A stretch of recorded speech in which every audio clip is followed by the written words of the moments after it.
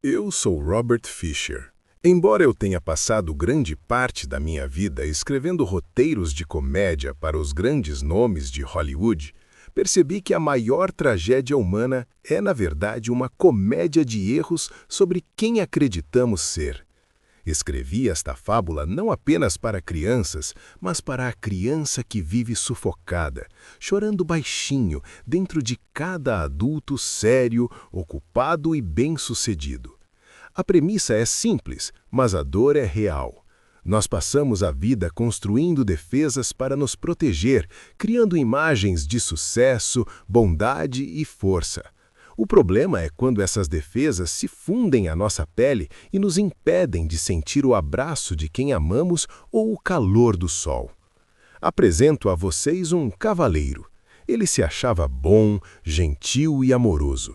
Ele estava tão viciado em provar isso para todos, matando dragões e resgatando damas, mesmo quando elas não queriam ser resgatadas, que esqueceu quem ele era sem o metal.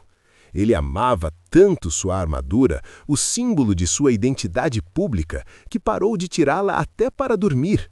A tragédia se instala quando sua esposa, Julieta, ameaça partir com o filho se ele não remover aquele metal ridículo. Ele tenta, mas a realidade bate com força. A armadura está emperrada, enferrujada pelo descaso, colada pelo hábito. Ele procura o ferreiro mais forte do reino, que tenta quebrar o elmo com marretadas. Mas nem a força bruta consegue penetrar uma defesa construída por anos de medo e vaidade. Aqui está a primeira grande lição. Força física não resolve problemas espirituais. Você não pode simplesmente decidir tirar o ego à força. Você precisa entender por que o colocou lá.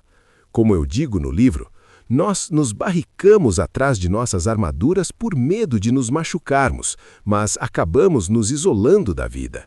Sem o rei para dar ordens, o cavaleiro erra pelos bosques até encontrar Merlin, o mago. O cavaleiro chega exausto, tentando entender tudo com a lógica, mas Merlin o força a parar. O mago ensina que a mente analítica, que serviu para batalhas, é inútil para a cura. Uma pessoa não pode correr e aprender ao mesmo tempo, diz Merlin. O cavaleiro precisa ficar, beber da vida, que a princípio parece amarga como a verdade, e recuperar as forças. Se você está em crise hoje, a solução não é fazer mais, é parar.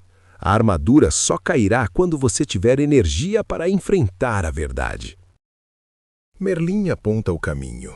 Não se pode voltar pela estrada da mentira. O cavaleiro deve seguir pelo caminho da verdade. Uma trilha íngreme e estreita que leva a 3 castelos. O medo consome o cavaleiro, mas é nesse momento de vulnerabilidade que a mágica acontece. Pensando na dor que causou a Julieta, ele chora. Não é um choro de raiva ou frustração, mas de tristeza genuína.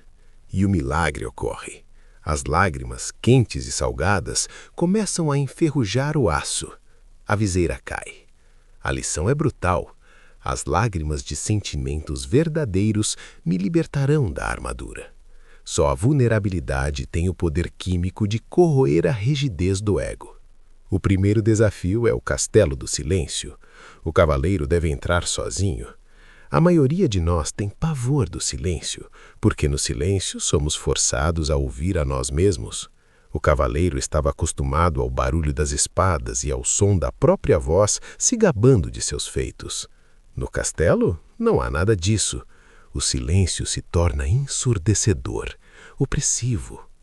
Sozinho, ele começa a admitir coisas que nunca ousou pensar, que falava demais para não ter que ouvir o vazio interior, que colocou a armadura porque no fundo tinha medo de ser fraco e de não ser amado.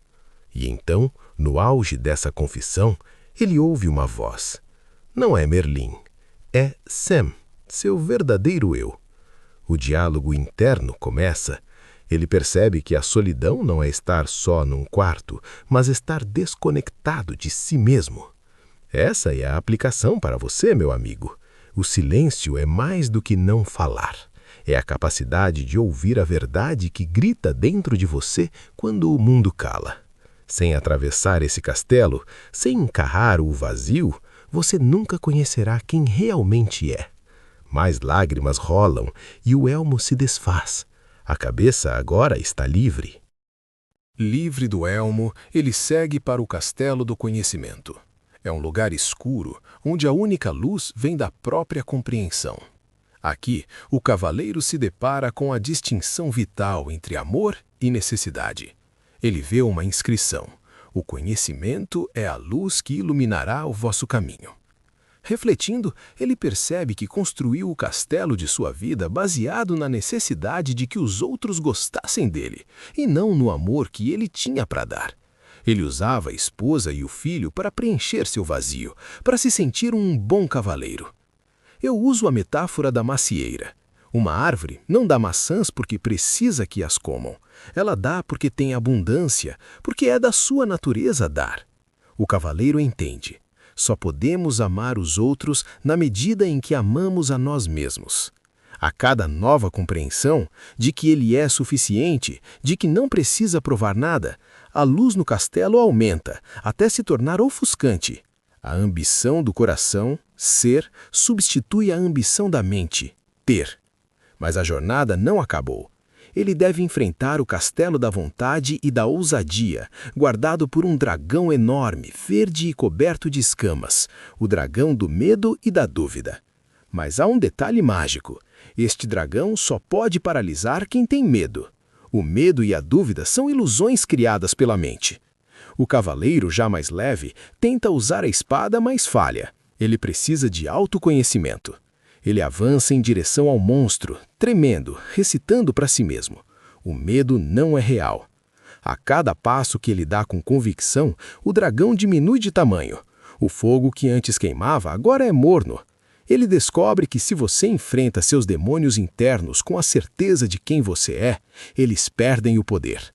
O dragão vira um sapo. Aquilo que você mais teme fazer hoje é um gigante apenas na sua cabeça.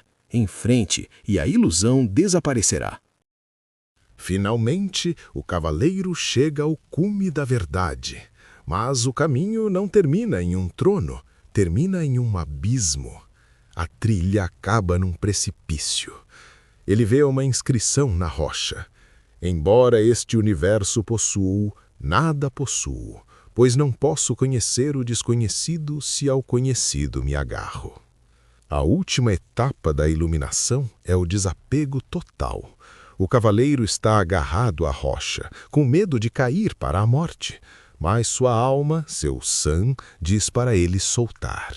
Soltar suas crenças, sua identidade de cavaleiro, seus títulos, suas mágoas, sua necessidade de controle.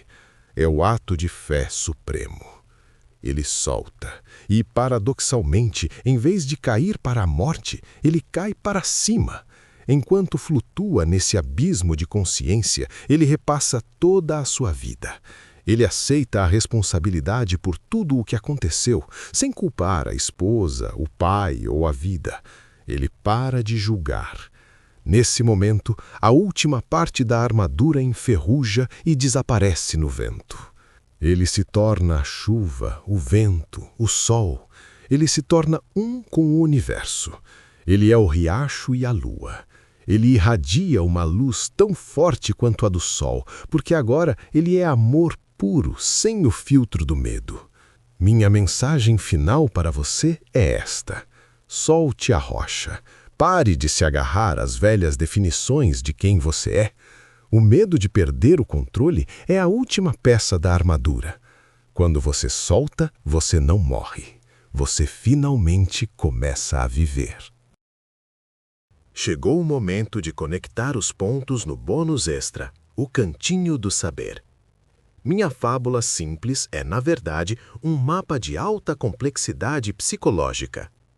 Eu sou a dramatização perfeita da psicologia de Carl Jung. A minha armadura é o que Jung chamava de persona, a máscara social que usamos para interagir com o mundo. O perigo, que Jung alertou e eu mostrei, é quando nos fundimos com a máscara e esquecemos o nosso self, que no livro chamo de Sam. A jornada do cavaleiro é o processo de individuação. Estruturalmente, sigo o monomito de Joseph Campbell, a jornada do herói.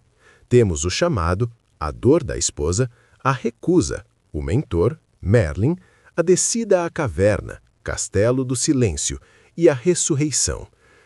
Eu mostro que o verdadeiro herói não é quem mata o dragão fora, mas quem mata o dragão dentro. E ecoamos a sabedoria sufi de Rumi, que disse: tua tarefa não é buscar o amor, mas meramente buscar e encontrar todas as barreiras dentro de si mesmo que construíste contra ele.